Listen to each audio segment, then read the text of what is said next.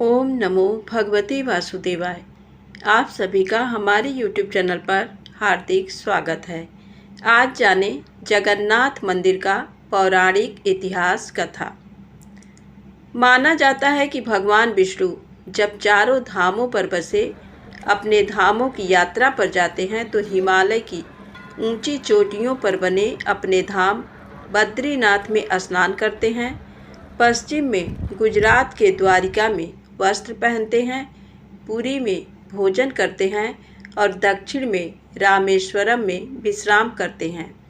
द्वापर के बाद भगवान कृष्ण पुरी में निवास करने लगे और बन गए जग के नाथ अर्थात जगन्नाथ।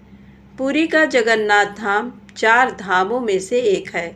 यहाँ भगवान जगन्नाथ बड़े भाई बलभद्र और बहन सुभद्रा के साथ विराजते हैं।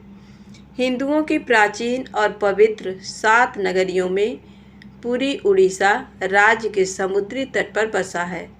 जगन्नाथ मंदिर विष्णु के 8वें अवतार श्री कृष्ण को समर्पित है।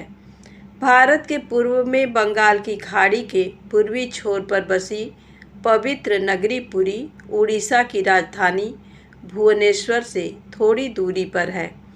आज का उड़ीसा प्राचीन काल में उत्कल प्रदेश के नाम से जाना जाता था। यहाँ देश की समृद्ध बंदरगाहें थीं, जहाँ जावा, सुमात्रा, इंडोनेशिया, थाईलैंड और अन्य कई देशों का इन्हीं बंदरगाह के रास्ते व्यापार होता था। पुराणों में इसे धरती का बैकुंठ कहा गया है। ये भगवान विष्णु के 4 धामों में से एक है। इसे श्री क्षेत्र, श्री पुरुषोत्तम क्षेत्र, शाक क्षेत्र, नीलांचल, नीलगिरी और श्री जगन्नाथपुरी भी कहते हैं। यहाँ लक्ष्मीपति विष्णु ने तरह तरह की लीलाएं की थी। ब्रह्म और स्कंद पुराण के अनुसार यहाँ भगवान विष्णु पुरुषोत्तम नील माधव के रूप में अवतरित हुए और सबर जनजाति के परम पूज्य देवता बन गए। सबर जनजाति के देवता होने के कारण यहाँ भगवान जगन्नाथ का रूप कबीलाई देवताओं की तरह है। पहले कबीले के लोग अपने देवताओं की मूर्तियों को काष्ठ से बनाते थे।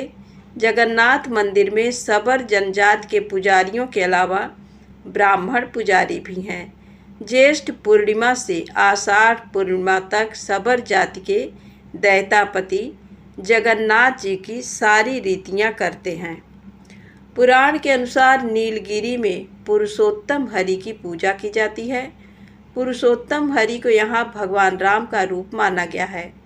सबसे प्राचीन मत्स्य पुराण में लिखा है कि पुरुषोत्तम क्षेत्र की देवी बिमला हैं और यहाँ उनकी पूजा होती है।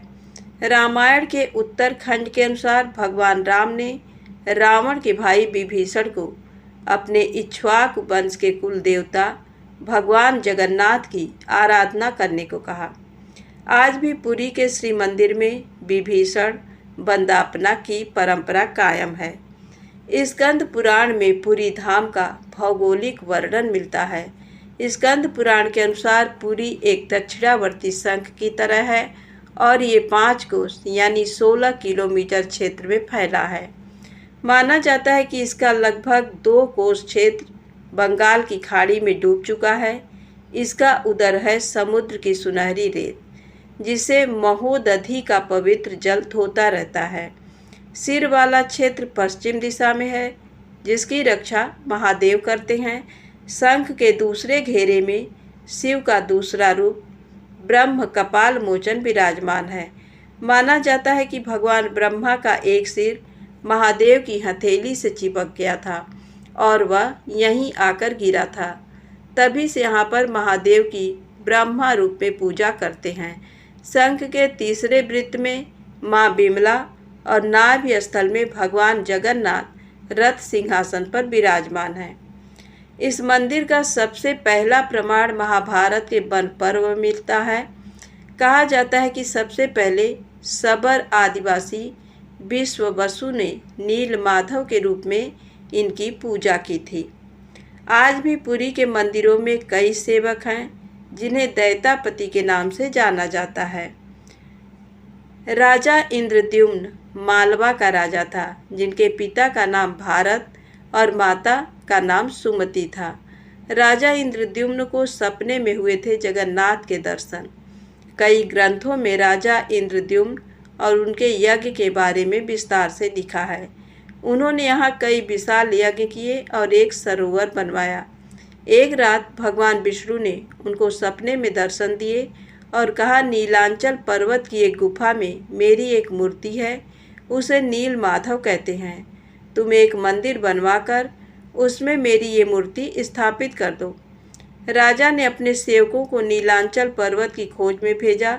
उसमें से एक था ब्राह्मण विद्यापति। विद्यापति ने सुन रखा था कि सबर कबीले के लोग नील माधव की पूजा करते हैं और उन्होंने अपने देवता की इस मूर्ति को नीलांचल पर्वत की गुफा में छुपा रखा है। वह यह भी जानता था कि सबर कबीले का मुखिया विश्ववसु नील माधव का उपासक है और उसी ने मूर्ति को गुफा में छुपा रखा है। चतुर विद्यापति ने मुखिया की बेटी से विवाह कर लिया। आखिर में वह अपनी पत्नी के जरिए नील माधव की गुफा तक पहुंचने में सफल हो गया। उसने मूर्ति चुरा ली और राजा को लाकर दे दी। विश्ववसु अपने आराध्य देव की मूर्ति चोरी होने से बहुत दुखी हुआ। अपने भक्त के दुख से भगवान भी दुखी हो गए। भगवान गुफा में लौट गए, लेकिन साथ ही राजा इंद्रद्युम्न से वादा किया कि वो एक दिन उनके पास जरूर लौटेंगे, बशर्ते कि वो एक दिन उनके लिए विशाल मंदिर बनवा दें। राजा ने मंदिर बनवा दिया और भगवान विष्णु से मंदिर में विराजमान होने के लिए कहा। भगवान ने कहा कि तुम मेरी मूर्ति बनाने के लिए समुद्र में तैर रहा पेड़ का बड़ा टुकड़ा उठाकर लाओ, जो द्वारिका से समुद्र में तैरकर पुरी आ रहा है। राजा के सेवकों ने उस पेड़ के टुकड़े को तो ढूंढ लिया, लेकिन सब लोग मिलकर भी उस पेड़ को नहीं उठा पाए। तब राजा को समझ आ गया कि नील माधव के अनन्य भक्त सबर कबीले के मुखिया विश्ववसु की ही सहायता लेनी पड़ेगी। सब उस वक्त हैरान रह गए जब विश्ववसु भारी भरकम लकड़ी को उठाकर मंदिर तक ले आए। अब बारी थी लकड़ी से भगवान की मूर्ति गढ़ने की। राजा के कारीगरों ने लाख कोशिश कर ली, लेकिन कोई भी लकड़ी में एक छैनी तक भी नहीं लगा सका। तब तीनों लोक के कुशल कारीगर भगवान विश्वकर्मा एक बूढ़े व्यक्ति का रूप धरकर आए। उन्होंने राजा को कहा कि वे नील माधव की मूर्ति बना सकते हैं, लेकिन साथ ही उन्होंने अपनी शर्त भी रखी कि वे 21 दिन में मूर्ति बनाएंगे और अकेले में बनाएंगे, कोई उनको बनाते हुए नहीं देख सकता। उनकी शर्त मान ली गई। लोगों को आरी, छैनी, हथौड़ी की आवाज़ें आती रहीं। राजा इंद्रद्युम्न की रानी गुंजिचा अपने को रोक नहीं पाई। वह दरवाजे के पास गई तो उसे कोई आवाज़ सुनाई नहीं दी। वह घबरा गई। उसे लगा बूढ़ा कारीगर मर गया है। उसने राजा को इसकी सूचना दी। अंदर से कोई आवाज़ सुनाई नहीं दे रही थी, तो राजा को भी ऐसा ही लगा। सभी शर्तों और चेतावनियों को दरकिनार करते हुए राजा ने कमरे का दरवाज़ा खोलने का आदेश दिया। जैसे ही कमरा खोला गया तो बूढ़ा व्यक्ति गायब था और उसमें 3 अधूरी मूर्तियाँ पड़ी मिली। भगवान नीलमाधव और उनके भाई के छोटे छोटे हाथ बने थे, लेकिन उनकी टांगे नहीं, जबकि सुभद्रा के हाथ पांव बनाए ही नहीं गए थे। राजा ने इसे भगवान की इच्छा मानकर इन्हीं अधूरी मूर्तियों को स्थापित कर दिया। तब से लेकर आज तक तीनों भाई बहन इसी रूप में विद्यमान हैं। धन्यवाद। प्रेम से बोलें जगन्नाथ जी महाराज की जय हो। वीडियो पसंद आए तो कृपया चैनल को लाइक सब्सक्राइब अवश्य करें। जय माता दी, जय भोलेनाथ।